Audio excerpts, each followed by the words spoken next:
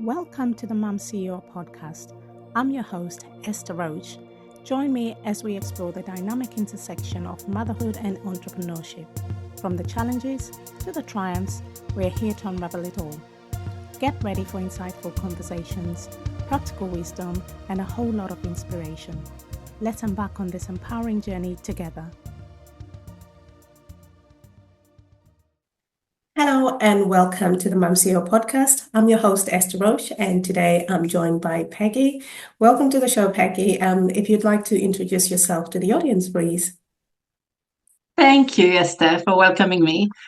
So I'm Peggy Cheyo. I am a mum of two who are now 14 and 17, nearly 18 in a month, which feels very strange. It feels like another era is starting. Yeah. And I'm both French and British, and had both my boys in this country and discovered a different way and our own way of blending culture and family and finding our way. When I think I had we had been a year and a half in this country, so it was all kind of new and lots of discoveries. Yeah. Oh, fantastic. So it seems like you've been, on not just a journey of one being a mom, two running business, but also the family aspect and settling in a new country. That's quite a lot. Yes, yeah. And it was, to be fair, it was quite hard to begin with. Yeah. Becoming a new mom is hard. But doing it in a country I didn't know much was quite isolating because we didn't have family or friends nearby. So we had to recreate our own community. And I was quite lucky. We lived near Oxford at the time. And at the time, there were lots of children's centers, and these were a lifesaver for me because every day I was at a different one that was organizing something. So I was not staying stuck in the house, which was quite hard for me. Yeah. Oh, wow. But yes, it's it was not the easiest. I can completely relate. So being a mom of five, so I'm a mom of five myself, and I remember Yeah. the days of looking at what play groups are around just to keep you sane. So you're constantly out of the house and trying to keep the kids entertained. I just Yeah. wanted to, your story is obviously it's been quite a journey basically for you. Yes. You do have ADHD, and I just wanted to find out a little bit about how you've managed to navigate that and sort of apply it to your everyday life, basically with family, business, and everything you do. Yeah, so very interestingly, when I had young children, I didn't know that I had ADHD, and I'd always kind of struggled somehow. But when you're single and you can kind of manage. My flat was always a mess, but always kind of managed, moved a lot in different countries, different places.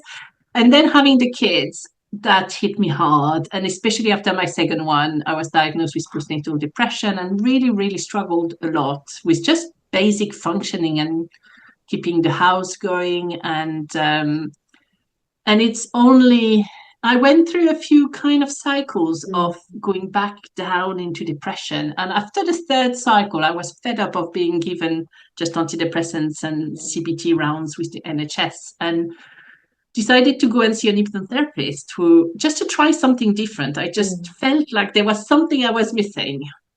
And she's the one who put me on the path. So she asked me lots of different questions to understand how my anxiety and depression was showing up. And at the end, she said, I'm not someone who can diagnose anything, but it might be interesting for you to explore ADHD. And having been a teacher in a previous life, I know I had boys who were hyperactive in my class, and I thought, oh, that's not bad. And she gave me a little book that I read, and every page I was like, oh my God, but that's me. And for the first time, I was reading something that was reflecting my experience of just being able to create like a big project and run groups, because I was doing quite a lot of that, and I'm quite sociable, and move country. Like I'd done some amazing things, and yet putting the dishes away or folding the clothes. Like, just this didn't seem to compute in my brain, and I just couldn't get myself to do things like this. I mean, this is an oversimplification of it, but it really suddenly started to make sense. So I started reading loads, listening to podcasts, and just trying to discover anything I could. That was 8-9 years ago now. And it took me a few years to actually seek out a diagnosis. I was not sure that's what I wanted to do, but just the awareness of it really helped. And then, yes, a few years down the line, I decided actually I want to discover if it's really true or if I'm making it up. And it was actually, even the diagnosis process was quite interesting. My husband did some, because basically to get diagnosed, they ask some questions to you, but also they ask people who know you well, that have known you from a really long time ago, to answer some questions, a questionnaire, or also to give like school reports and things like that, to see that actually your struggles have been there since you were a child. It's not something new that maybe is an indication of something else. And reading some of my husband's responses, I was like, oh gosh, yeah, I do that. I never realized, like, when we go on a long car journey and I'm not driving, I'm literally snacking the whole time because I just can't keep still. Even though I'm still, I have to do something to replace the activity with something else. And I end up being, with snacks the whole time. The snacks that were for the children, but yeah. And that's, that's really interesting, because I think one of the things you're raising there is being self-aware, basically. Yes. And probably secondly, I would say acceptance. Do you think it's something that was easy for you to do? Obviously, given having had a look at everything, or you kind of didn't want to accept the fact that this was around you or was happening to you? Yeah, I think it went through ebb and flows, because I, like, having the diagnosis felt like I cried a lot. Like, it felt like, so finally someone else is confirming I'm not just rubbish at life. And some friends were saying, but you're not rubbish at life. Look at all the things you've done. And, but yet, in the everyday, you look sometime at friends who have a career, who are now quite high up. And I've had 4 or 5 different careers in my life. So I'm not very high up, and I'm now trying to build a business again because the previous one I've kind of folded. And it's all great things. And from the outside, it looks like I'm doing amazing. And then from the inside, I feel like, well, actually, I'm still kind of trying something new. But that's because I need that. I need the regular dopamine hits of new things in my life. But it's been a journey. Some days grieving the fact that for a long time I was beating myself up for nothing. And then also, rejoicing with the fact that actually it's thanks to my ADHD that I've been able to move countries and meet my husband, because I was volunteering in Tanzania at the time. And and then we decided to home educate because, well, at the time I didn't know, but my kids are neurodivergent at the same time. And it just felt like it was going to be quite hard when my son was 4. He just wanted to run around all the time. And I just couldn't see him sitting down even 1 minute to listen to someone to do reading. So we kind of delayed, and it all kind of made sense. And my ADHD for these were a gift, because it gave me the strength to take these kind of bold decisions, but also to then go out and find lots of information, to do trips with the kids for home education, to go organize groups. So for that, my ADHD has been an amazing gift. And actually, if you look in the entrepreneur world, there are loads of people who don't necessarily know they're neurodivergent, ADHD or autistic, but that's what makes them good at what they do. That's what makes them take the first step of leaving a career and building a business. So it can really be a strength. And that's why, so now I mostly do ADHD coaching and some kind of more holistic work around the nervous system. But that's what I work a lot with, is for people to put things in place to reduce the struggles, but actually also see the gifts, because we do have amazing gifts. Like without ADHD, there would be very few musics being created and movies, because we are so creative that we can bring a lot to the world as well. So it's finding ways to reduce the struggles, but making space for the gifts. Yeah, no, absolutely. And, two things come to mind there, which, one of them I'm going to touch on. You mentioned briefly about home educating your boys, basically. Was it a decision that you took when you obviously realized, you did mention that you felt your son couldn't sit down and stay still for a long time? Did you know from the offset, or you just made that decision? No, so my son just wanted to run around all the time. And he was quite, not defiant, but he knew very clearly what he wanted to engage with and what he didn't want to engage with. Mm. And at the time, I think I met in a play group or something, somewhere, a family who was home educating, and I was quite intrigued. And because I hadn't taken back a full-time job at the time, because I had stopped the teaching in French schools, I was still doing part-time work. So I thought, actually, we can probably make it work. If I work evenings and weekends, then my husband, is there, and then I'm there during the day. So I think I felt quite excited by the challenge and the fact that we wouldn't be having a 9 to 5 job life, as much as I thought it would suit more myself. But it was always more a decision of, let's push it a year and see. Let's do another year and see. And it was always more this kind of, it was never like, I'm against all schools. It was more, I visited a few schools that didn't feel like they would suit my son. The only one that would have suited him was a private school we couldn't afford.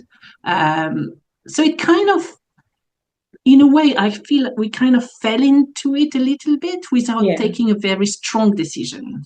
But then it made sense growing. I mean, there were times when I felt like, why am I doing this? Because I'm actually not very good at, even though I was a teacher, preparing a lesson and teaching it. Mm-hmm. So I've never really taught my children, even though I was home educating. I was more finding the resources, finding the trips to learn about. Like, we never did history, but we took trips to different places, because the UK is such a rich place, and in terms of history, information, and lots of museums are free. So there is a lot to do. And for that, my ADHD was a gift, because I could find the information, and that felt exciting. But I mean, the last few years have been more of a challenge, because we've started looking at GCSEs and things. So it's been trying to do it in our own way and struggling and finding then the resources to help us, or finding maybe an online lesson, because COVID has had many downsides, but it's been amazing in the sense that it's created lots of online resources that we can access as home educators. So absolutely, yeah.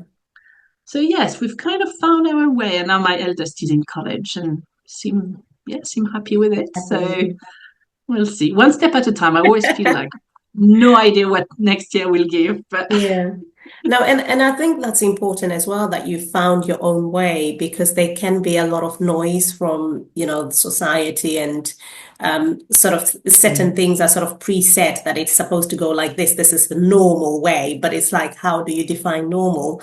When you have different circumstances, everybody has to do what kind of works. And another point which is important that you mentioned is this whole learning thing, that you don't have all the answers there, but you can get the resources in order to best support your family.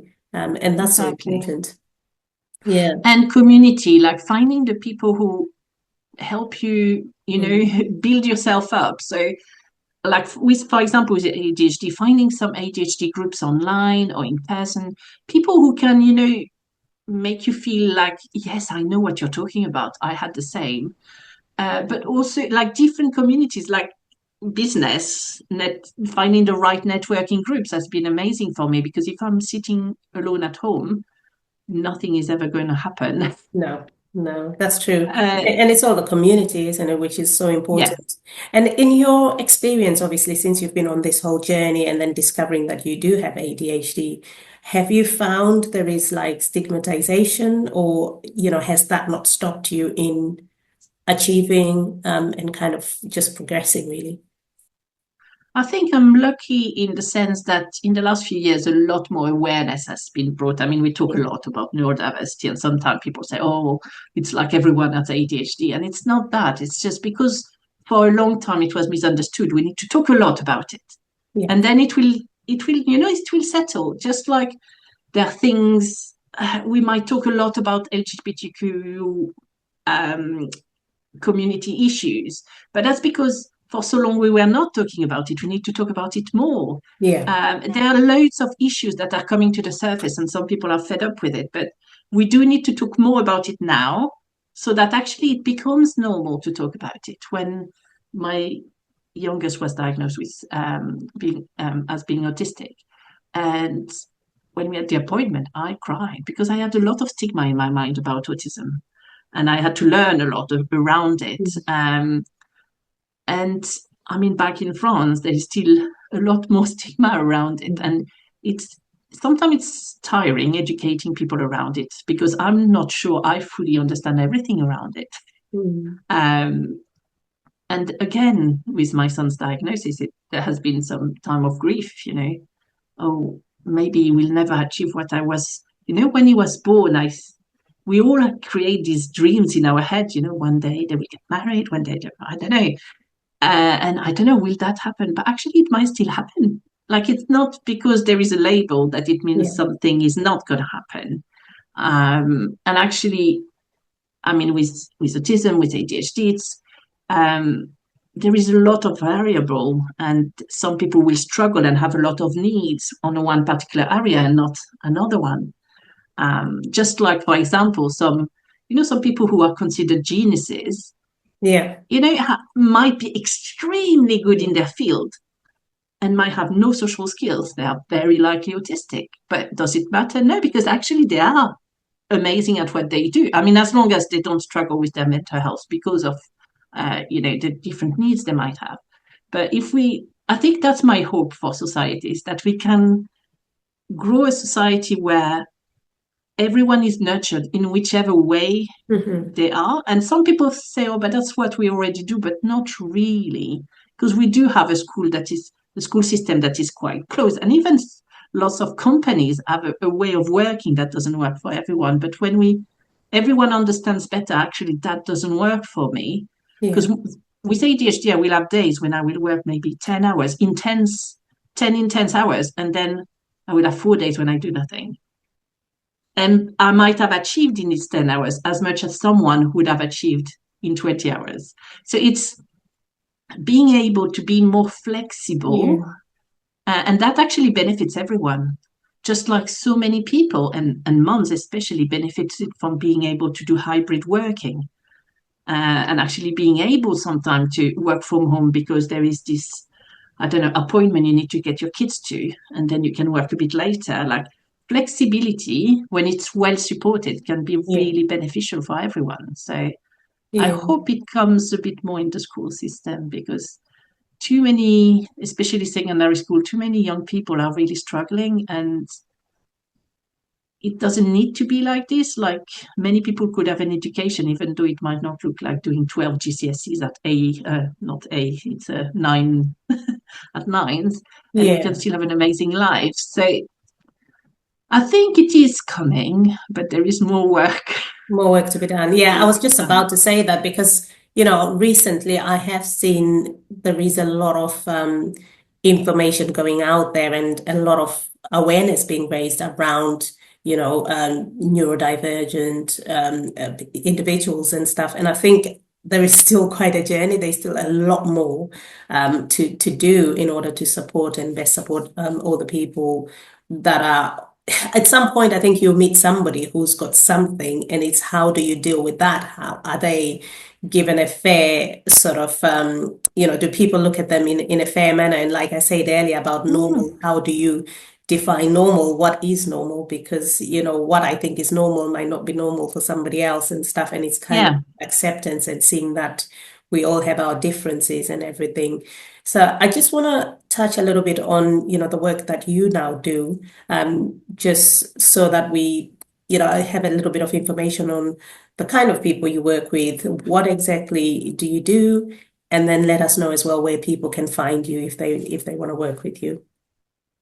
Yes, so I mostly now work with women who are discovering their ADHD in later life. And I mean, when I say later life, it can be like from, I don't know, 20 to 60, but when they're adults, and really helping them to make sense of it, put things in place. So life is a roller coaster, but a roller coaster can be little bumps or can go really high and then crash. And that's what happens with a lot of neurodivergent people, is we will do things intensely and then crash and burn out, being unable to function. So it's trying to come back to a roller coaster that is not going as high and as low as it can go, and trying to understand more the nervous system and how we can look after our nervous system. So putting things in place to look after ourselves so we can function well in a way that is exciting for us, and might be different, but might be different in a good way. And people can find me. I mean, I'm on Facebook, LinkedIn, and I have a website. It's Peggy Cheyo, so CHEYO.com,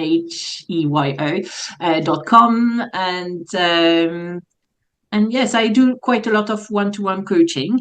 I do support people also. If you're employed or if you have a business, you can apply for a grant from the government to get some support with coaching. So you can get a grant for that. It's called Access to Work. So I'm happy to help people apply for that as well. And I do group work as well. And I regularly have free webinars to bring more information out to people. So yeah, and especially mums, because I mean, even without being neurodivergent, being a mom is a lot nowadays, because we rarely have a village around us to support us. So we often have to deal with so much. So when there is neurodivergence on top, like, it's a recipe for burnout. So it's trying to really support women to avoid staying in burnout and then having mental health problems because of it. So I really want to empower more women to understand themselves better and be able to regulate their nervous system to function without the overwhelm and the burnout. No, that's fantastic. And before we go, I just want to get, any points that you have, any advice that you'd have for somebody else, because, we've spoken about so many different things, but it's, some of the things that are so important, I think, is one, being self-aware and being actually aware of what's happening. And then obviously how one can deal with it. So what sort of advice would you have for anybody who has this feeling but doesn't quite know what's happening? I mean, two things. Find a community. There are loads, I mean, especially on Facebook, there are lots of groups for ADHD, women with ADHD, and some of them can be a bit overwhelming, but there is a lot of support, which means that if you feel a bit down or at a loss, you can post on there. There will be someone to reply to you. So you won't be alone, and you will be with people who understand what you're going through. So that can make a big difference. And looking after your nervous system. So trying to do things that help you to feel calmer. Both things that help you feel calmer, but also do things that make you happy, whether it's going to jump in puddles or just standing outside for 2 minutes in the sunshine. Because when we are moms, we can be busy, but really bringing things that both make you happy and help you to feel calmer. There are loads of things out there. Just do something that makes you feel good, because we always want to find the perfect thing. Oh yeah, if I do yoga, it will be the best thing. And actually, sometimes I struggle with yoga. It's too long. And other things, I love dancing. So I do more kind of conscious dancing and biodanza, which works for me. So just try something. Try different things and then find something you like. Don't worry if it's the perfect thing. just do something. And if it makes you feel good, it will help you ultimately to regulate your nervous system. And that's the most important thing, because it can literally be just 1 minute breathing. And on YouTube, there are lots of different imagery to help with that, or people talking if you prefer listening to someone. There are lots of apps as well. So just find one and start. Breathing for 1 minute, so it doesn't feel too big.